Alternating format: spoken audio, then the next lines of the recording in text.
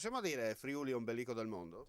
Certamente, dopo aver tanto viaggiato in giro per il mondo e continuando ad andare, lavorando sull'architettura, ma non solo, su questo, come dire, network di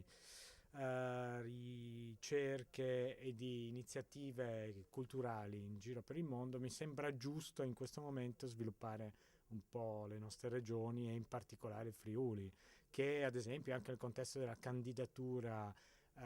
per la capitale della cultura 2019 forse non dà in questo momento il contributo che servirebbe. Non lo dico come critica, lo dico appunto, anzi, per cercare di spronare e tirare ancora di più un vagone importante di questo contesto. È in questa prospettiva che stiamo pensando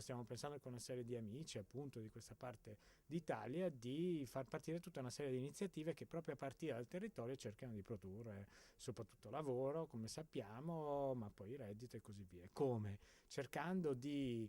inventare delle esperienze complessive, non tanto soltanto per i turisti, ma delle esperienze che consentano ad esempio a qualcuno che viene, a cui viene voglia insomma, di conoscere questi luoghi o anche semplicemente non li conosce, può avere l'occasione di mettere assieme qualcosa che è un incontro con un territorio che può andare dal cibo, che può andare dalla costruzione, dal paesaggio soprattutto